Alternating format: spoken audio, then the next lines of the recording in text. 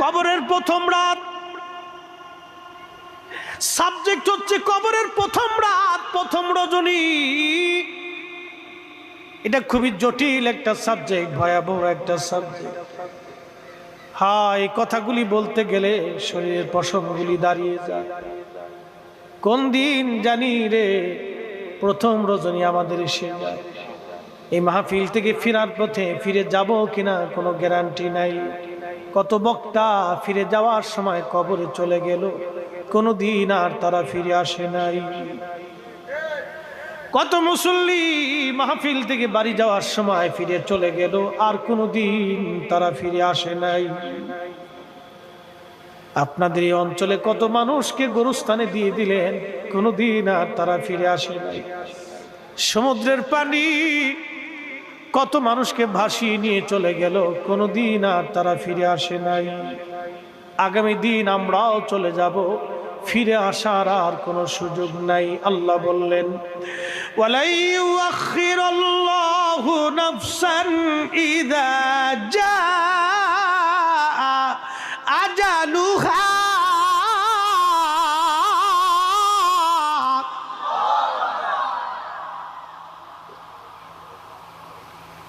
আল্লাহ ডেকে বলেন, বান্দারে হায়াত শেষ হয়ে গেলে দুনিয়াতে এক সেকেন্ড থাকার মতো আর সুযোগ তোমার নাই। একবার হায়াত যদি শেষ হয়, দুনিয়াতে থাকার সুযোগ নাই। দুনিয়ার থেকে একবার যদি চলে যাও, আসার আর সুযোগ নাই। দুনিয়াতে একবার যদি চলে যাও, আসার আর সুযোগ নাই। জিন্দেগি তোর যাইরে ফাঁকি দিয়া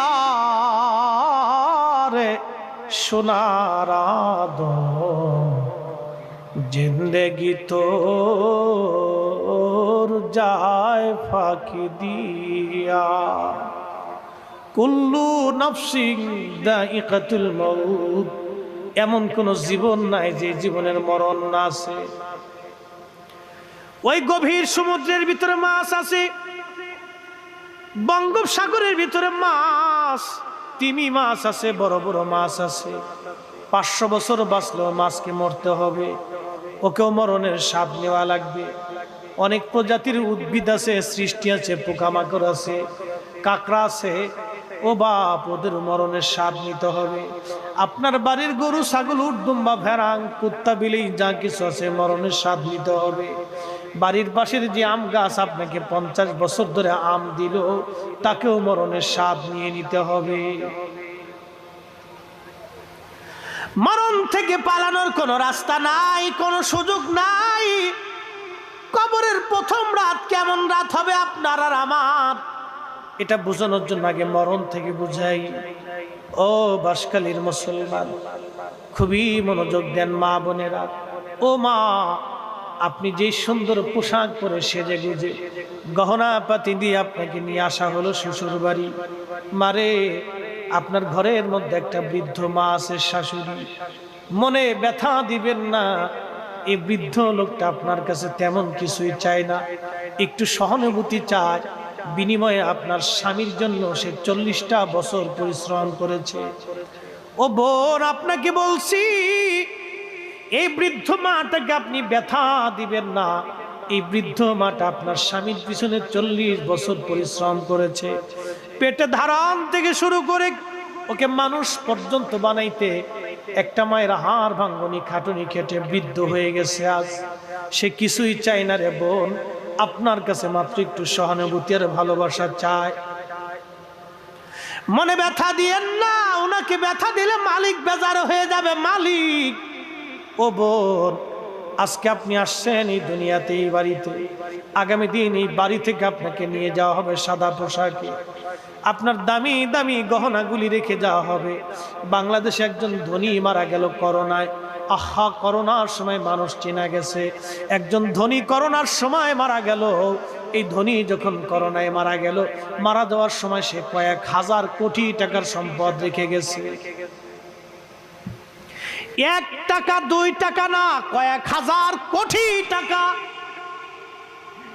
একজন ধনী মারা গেল 80,000 কোটি টাকা রেখে।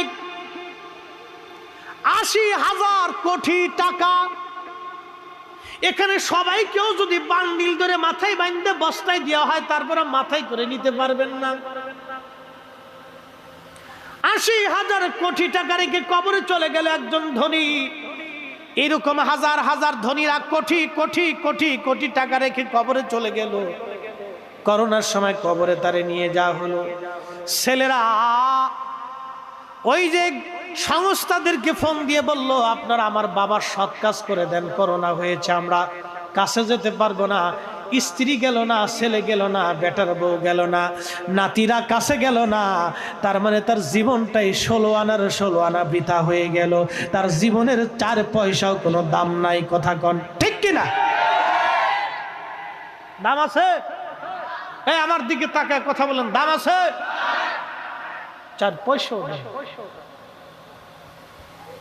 কিন্তু যে গরিব লোকটা তার ছেলেকে আলেম বানিয়েছে, যে গরিব লোকটা আলেমের সাথে মিশেছে, যে সাধারণ লোকটা মারা গিয়েছে, তার ছেলেটা আলেম না কিন্তু ভদ্র, আবিদ, জাহিদ,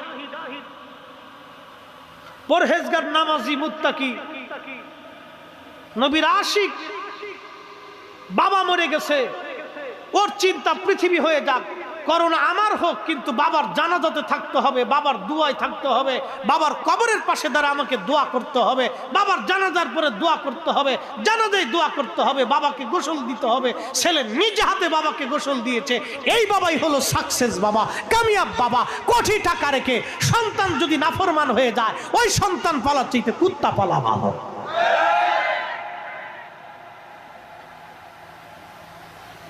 চলে যেতেই হবে দুনিয়া থেকে, থাকার কোনো সুযোগ, চলে যেতেই হবে দুনিয়ার থেকে, থাকার সুযোগ নেই।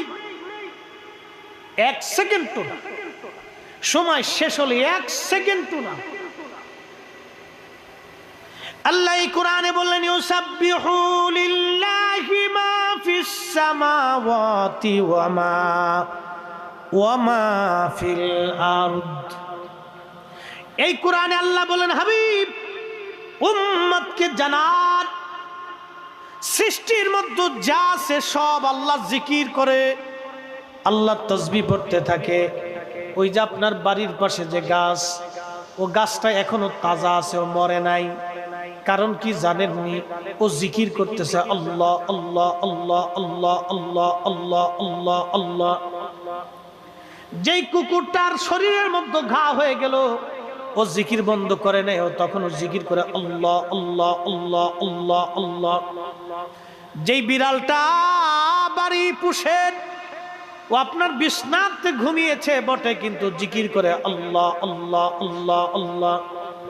এই সমুদ্রের মধ্যে যত মাছ আছে এই বঙ্গোপসাগরে, সমস্ত মাছগুলি জিকির করে আল্লাহ আল্লাহ আল্লাহ আল্লাহ আল্লাহ। ও পানি জিকির করে আল্লাহ আল্লাহ, জমিন জিকির করে আল্লাহ আল্লাহ, ওই সূর্য জিকির করে আল্লাহ আল্লাহ আল্লাহ আল্লাহ আল্লাহ আল্লাহ। যখন এই সৃষ্টিগুলি জিকির বন্ধ করে দিবে, গাছে যখন জিকির বন্ধ করবে, আল্লাহ বলবে, ও গাছ তুমি আর থাকতে পারবে না। সাথে সাথে গাছটা মারা যাবে, ও মৃত্যুর স্বাদ তাকে নেওয়া লাগবে। ওই আপনার বাড়ির বিড়াল জিকির বন্ধ করে দিবে, সে মারা যাবে, মৃত্যুর স্বাদ তাকে নিতে হবে। ওই আপনার বাড়ির কুকুর, ও যখন জিকির বন্ধ করে দিবে, সে মারা যাবে, 1 সেকেন্ডের জন্য আল্লাহ তাকে থাকতে দিবে না। এটার নাম মরণ। একমাত্র মানব জাতিকে আল্লাহ গুনাহ করার পরেও সুযোগ দেয়। দেখেন, কুকুর 1 সেকেন্ডের জন্য জিকির বন্ধ করে না, কারণ কুকুর জানে 1 সেকেন্ডের জন্য জিকির বন্ধ করে দিলে তাহলে আমার মালিক, আমার আল্লাহ দুনিয়াতে আমাকে রাখবে না, আমি দুনিয়ার থেকে বিদায় হয়ে চলে যাব। মানুষ আল্লাহর খায়, আল্লাহ দেয়, আল্লাহ দেয়, আল্লাহ দেয়। আচ্ছা বলেন, বৃষ্টি দেয় কে? জমিনে ফসল দেয় কে? নদীতে মাছ দেয় কে? গাছে ফল দেয় কে? খান কাঠটা, কাঠটা খান না, না আস্তে হয়ে গেছে তো, আওয়াজ তো দুর্বল। কে খাওয়ায়? কে খাওয়ায়? কে খাওয়ায়? কে? তো আল্লাহ খাওয়াইলো, সেজদা আল্লাহকে দিবেন না তো দিবেন কাকে? জিকির আল্লাহটা করবেন না তো কাঠটা করবেন? আরে দুরুদ ওই নবীরটা পড়বেন না তো কারটা পড়বেন? ওই রসুলের কারণে আল্লাহ এই পৃথিবী বানিয়েছে, আকাশ বানিয়েছে, সূর্য বানিয়েছে, জমিন বানিয়েছে, পাহাড় পর্বত নক্ষত্র ধরাধাম ওই নবীর জন্য আল্লাহ সাজিয়েছে। কথা বলেন ঠিক না বেঠিক? আপনি নবীর দুরুদ পড়বেন না তো কারটা পড়বেন? মোল্লা এসে ফতোয়া দিয়ে দিবে যে এটা বেদাত, আর আপনি মেনে নিয়ে নেবেন। ও বেদাতের ফতোয়া লাথি মারতে হবে। কথা বলেন ঠিক না বেঠিক? নবীর দুরুদ চলবে, নবীর দুরুদ সালাম কি চলবে না বন্ধ হবে? চলবে। হাত উঁচা করে বলেন চলবে।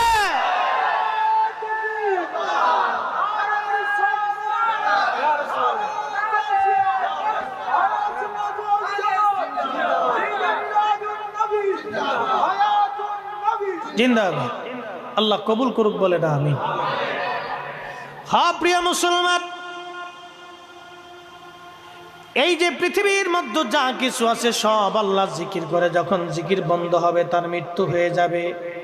তার মানে যত পশু পাখি যাই বলেন না কেন তার মরণ আছে, মরতেই হবে। আপনাকে আমাকেও আজ অথবা কাল মরা লাগবে। এই মরণের যন্ত্রণাটা কেমন ভয়াবহ আপনাকে এই মরণের যন্ত্রণাটা বুঝাই। তারপরে কবরের প্রথম রাতের দিকে ফিরে যাচ্ছি, খুব মনোযোগ দিয়েন। এই কবরের মৃত্যু, এই মৃত্যুর যন্ত্রণা কেমন ভয়াবহ হবে তার একটা বাস্তব নিদর্শন আমি নবীর জবান থেকে শোনাই।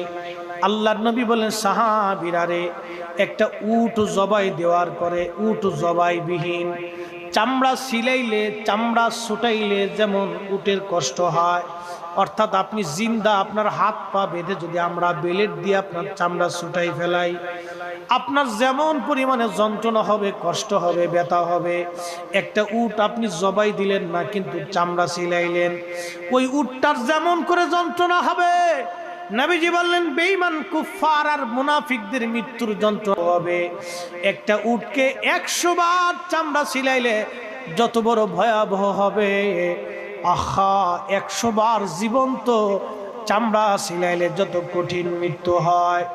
একজন কুফার আর বেঈমান, একজন মুনাফিক আর বদকার, আর একজন ফাসিক আর জালেম জুলুমবাজ, একজন ঘুষখোর আর সুদখোর হারামখোরের জন্য আল্লাহর মৃত্যুটা ওইরকম ভয়াবহ হবে। মৃত্যু এরকম ভয়াবহ, বড় কঠিন হবে, বড় কঠিন হবে। কিন্তু ইমানদারদের মরণ কেমন হবে আল্লাহ কোরআনে বললেন, ইয়া আইয়াতুহান নাফসুল মুতমাইন্না তিরজিই ইলা রাব্বিকি রাদিয়াতাম মারদিয়া ফাদখুলি ফি ইবাদি ওয়াদখুলি জান্নাতি। একবার জোরে বলবেন কি সুবহানাল্লাহ। আল্লাহ বলেন, ইয়া আইয়াতুহান নাফসুল মুতমাইন্না তুরজিই ইলা রাব্বিকি রাদিয়াতাম মারদিয়া।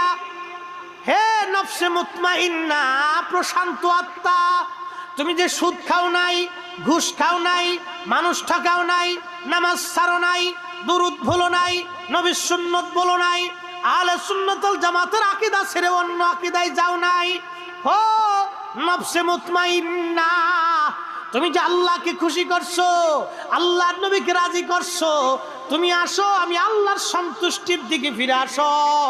আমার ইবাদত গুজারি বান্দারা যে জান্নাতের মধ্যে আছে, তুমি সেই জান্নাতের দিকে আসো। সুবহানাল্লাহ বলা যাবে? এই মানুষগুলিকে আল্লাহ পাক ডাক দিবে, আসো। তখন ওই রুহুটা বের হয়ে আসে। মৃত্যুটা কেমন হবে নবীজি বলেন, সাহাবীরা রে, ইমানদারের মউত বাচ্চাটাকে কোলের মধ্যে নিয়ে মা দুলিয়ে দুলিয়ে দুলিয়ে দুলিয়ে দুলিয়ে দুলিয়ে ঘুম পাড়াইলে একটা বাচ্চা বুঝতেই পারে না বাবার কোলের মধ্যে, মায়ের কোলের মধ্যে সে ঘুমায় পড়েছে। আল্লাহর হাবিব ডেকে বলেন, সাহাবীরা রে, আমার ইমানদার উম্মতের মরণটা এরকম হবে, সে বুঝতেই পারবে না তার মরণ হয়ে গেছে। একবার জোরে বলবেন কি আল্লাহু আকবার। ইমানদারের মরণের পরে ঘায় কপাল থেকে ঘাম আসে। কি আসে? ঘাম এসে যায়। আর বেঈমান মারা যাওয়ার সময় প্রস্রাব পায়খানা রাস্তা দিয়ে প্রস্রাব পায়খানা চলে আসে, মুখ থেকে রক্ত বমি টমি এগুলি আসতে পারে, গুংরাইতে থাকে। ওই নফসটা মুতমাইন্না নাফসে মানে গুনাহগার নাফস যেটা, এটা পায়ের তলা থেকে মাথার চান্দি পর্যন্ত পালাইতে থাকে।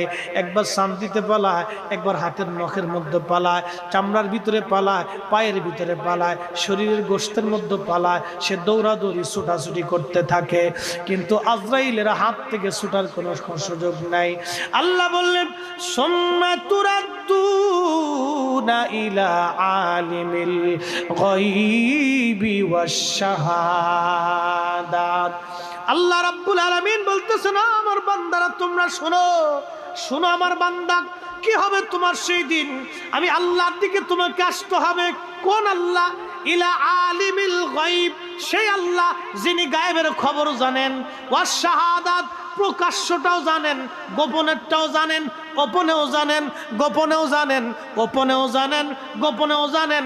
জঙ্গলের মধ্যে একা একা লুকিয়ে লুকিয়ে গুনাহ করেছেন, আপনি বাথরুমে একা একা লুকিয়ে লুকিয়ে গুনাহ করেছেন, আপনি পতিতালয়ে গোপনে গোপনে জেনা করেছেন, পৃথিবীর কেউ না জানলেও আমার মালিক আমার আল্লাহ জানে, আমার আল্লাহ জানে, ওপেনটাও জানে, গোপনটাও জানে। এরপরে আল্লাহ বলতেছেন ফায়ুনাব্বিউকুম বিমা কুনতুম তা'মালুন, তোমার জীবনে কি আমল করতে, তুমি কোন কোন কাজ করতে, আমি আল্লাহ তোমাকে সব খবর জানাই দেব। তোমার ইবাদত কি ছিল, নামাজ কতটুকুন ছিল, রোজা কতটুকুন ছিল, হজ আর যাকাত কতটুকুন ছিল, আমি আল্লাহ সব কিছু তোমারে জানাই দেব। যদি বাঁচতে হয়, তাই কবি বলেন তোরা কে যাবি নবীর নৌকাতে আয়, তোরা কে যাবি নবীর সুন্নতে আয়। রূপকাঠির ওই নৌকা খানি, রূপকাঠির ওই নৌকা খানি, নাহি ডুবার ভয়, তোরা কে যাবি নবীর সুন্নতে আয়। কষ্ট হচ্ছে, বুঝা যায়? তাহলে দুনিয়ার থেকে কি নামাজ পড়া লাগবে কিনা, হক হালাল মতো জীবন গড়া লাগবে কিনা, করে যেতে হবে। জুলুম করা যাবে না, মানুষের হক নষ্ট করা যাবে না। অনেক চাচা আছে ভাতিজার জমি বুঝাই না, অনেক ভাই আছে বোনের জমি বুঝাই দেয় না। দুনিয়াতে এরকম চলতেছে। বহু ভাই আছে ভাইয়ের জমি দেয় না, প্রতিবেশী জমি আরেকজনের জমি দখল করে নিয়ে গেছে দেয় না, এইভাবে ভোগ দখল করে খাচ্ছে। অনেকে আবার জোর করে বিভিন্ন সিস্টেম করে মানুষের জমি নিয়ে চলে গেল, চোখের পানি ঝরাইলো। কতদিন পর্যন্ত ঝরবে? যিনি মানুষের চোখের পানি ঝরাইলেন, আপনি জানেন না কিয়ামতের মাঠে আপনার কি পরিমাণ চোখের পানি ঝরবে। রাসূল করিম বলেন, উম্মত তুমি শোনো, তোমার চোখের পানি ঝরে ঝরে ঝরে ঝরে ঝরে ঝরে পানি শেষ হয়ে যাবে, রক্ত পড়তে থাকবে, তোমার মুখের মধ্যে ঘা হয়ে পচে খসে দাঁত আর তোমার গোশত পচে খসে পড়ে হাড্ডিগুলি বের হয়ে যাবে, কাঁদতে থাকবে। কতদিন কতদিন? কোরআন, এই কোরআন সাক্ষী দিচ্ছে, তারুজুল মালাইকাতু ওয়ার রূহু ইলাইহি ফি ইয়াউমিন কানা মিকদারুহু 50 আলফা সানা। একদিন আর 2 দিন না, দুনিয়ার 50,000 বছর এক জায়গা করলে যত বড় হবে, হাসরের একটা মাঠ হবে তত বড়, একটা দিন হবে তত বড়, একটা দিন হবে তত বড়। সেই দিনের কোটি কোটি কোটি কোটি বছর কাঁদতে হবে। দুনিয়াতে আমি কাউকে কাঁদাবো না, হাসরের ময়দানে আমি কাঁদবো না। দুনিয়াতে কারো হক আমি মারবো না, হাসরের ময়দানে আমি তার পিছে পিছে দৌড়াবো না। দুনিয়ার ভিতরে আমি কারো হক নষ্ট করবো না, হাসরের ময়দানে আমি তার পিছনে দৌড়াবো না। দুনিয়াতে আমি নামাজ ছাড়বো না, মেশরের মাঠে আমি আল্লাহর কাছে জবাবদিহিতা করবো না। দুনিয়াতে আমি আল হালাল হারাম মতো বেছে গুছে চলবো, হাসরের ময়দানে আমাকে কাঁদতে হবে না। হে মানুষ, যারা বুঝে তারা বুঝে কবরে যা, বুঝে কবরে যা। দুইটা জিনিস নিয়ে কবরে যেতে হবে, একটা আকাইদা হলো সুন্নাত ওয়াল জামাত, 2 নম্বরে আমল, 2 নম্বরে আমল। যদি নিয়ে কবরে যেতে পারেন তাহলে লাভ হবে, নতুবা ওই কবর আপনাকে খাতির করবে না, ওই কবর আপনাকে চিনবে না, ওই আজরাইল আপনাকে চিনবে না। আর যদি দুইটা জিনিস আপনার মধ্যে থাকে তো আজরাইল বলবে, আসো তুরজিই ইলা রাব্বিকি রাদিয়াতাম মারদিয়া, ফিরে চলে আসো আল্লাহর দিকে। জান্নাতের ফেরেশতারা আসবে, রহমতের ফেরেশতারা এনে আসমান জমিন জগৎ ভরে খুশবু ছড়িয়ে যাবে, আর তার সারিবদ্ধভাবে হালান সাহালান দিতে থাকবে। আসমান জগতে ডাক আসবে, এই আত্মাটা কার? এত বড় পরহেজগার আবিদ জাহিদ, আজকে কে লোকটা এত বড় ভালো যে সারা আসমান জগতে তার সুগন্ধ ছড়িয়ে গেছে। একসাথে বলা যাবে সুবহানাল্লাহ। এই বান্দা আমাদেরকে হতে হবে, এই বান্দা আমাকে আপনাকে হতে হবে।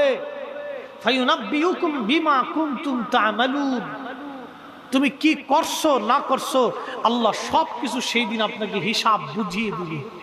সেই দিন আল্লাহ পাক আপনাকে আমাকে দেখিয়ে দিবে। কবরের প্রথম রাতটা কত ভয়াবহ হবে, কত কঠিন হবে, আমি আপনাদেরকে একটু শোনাচ্ছি। বাঁশখালীর মুসলমান,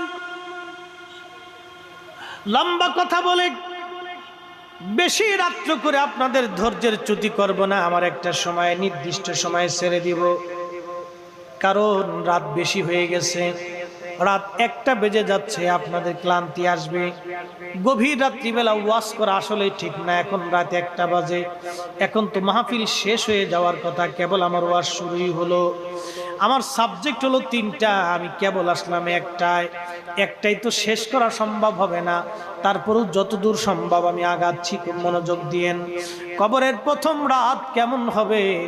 আহা কবর, কবর, কবর, কবর। ও যুবক, কবর কিন্তু যুবক চেনে না। ও বৃদ্ধ, কবর কিন্তু বুড়া চেনে না। ও শক্তিশালী, কবর কিন্তু আপনাকে চিনে না। হাসান বসরি রাহমাতুল্লাহ আলাইহির জীবনের একটা বাস্তব ঘটনা আপনাদেরকে শোনায়। আল্লাহর ওলি হাসান বসরি অনেক বড় ব্যবসায়িক ছিলেন। তিনি সোনা দানা হীরা জহরতের ব্যবসা করতেন। তো ওনার বন্ধুর সঙ্গে ব্যবসা করার জন্য হযরত হাসান বসরি রাহমাতুল্লাহ আলাইহি রোম দেশে গেছেন। ব্যবসা করার জন্য রোম দেশে গেলেন। রোম বর্তমান ইউরোপিয়ান কান্ট্রিদেরকে বলা হয় রোম রাজ্য। এই আরব থেকে রোম দেশে গেছে হাসান বসরি বন্ধুর সাথে ব্যবসা করার জন্য। রোমান সম্রাট প্রত্যেক বছরে একটা সুন্দর তাবু টানাইতেন। ওই তাবুর ভিতরে একটা কবর, এই তাবু টানাইয়ায় কবরের মাঝখানে যে কবরটা আছে, এই কবরের চারপাশে একটা অনুষ্ঠান হতো প্রত্যেক বছরে একবার। হাসান বসরি রাহমাতুল্লাহ আলাইহি বললেন, আমি গেলাম। আমি যাওয়ার পরে দেখি বিরাট বড় আয়োজন। চিন্তা করলাম অনুষ্ঠানটা তাদের দেখে যাই, কিসের অনুষ্ঠান হয় আমি একটু দেখব। হাসান বসরি বললেন, আমি দেখলাম ওই কবরটাকে সুন্দর করে সাজানো হলো, চমৎকার দামি তাবু টানানো হলো। এই কবরের চারপাশে সুন্দরী সুন্দরী রূপসী নারীরা আসলো, আর এই তাবুর চারপাশে তারা ঘুরতে লাগলো আর কি যেন বলতে লাগলো। আর এই নারীগুলি কাঁদতে লাগলো, তারা কেঁদে কেঁদে বলে বলে এই সুন্দরী রূপসী নারীরা তারা চলে গেল। এরপরে আর একদল বৃদ্ধ লোক আসলো। ওই দেশের জ্ঞানী গুণী বৃদ্ধ লোকরা আসলো। তারা ওই কবরের তাবুর চারপাশে তারা ঘুরতে লাগলো, ঘুরতেছে আর কি যেন বলে আর কাঁদতেছে, কি যেন বলে আর কাঁদে। তারাও ঘুরে কি যেন বলে আর কাঁদে। হাসান বসরি রাহমাতুল্লাহ আলাইহি বললেন, কেঁদে কেঁদে বলে বলে এই মানুষগুলি তারাও চলে গেল।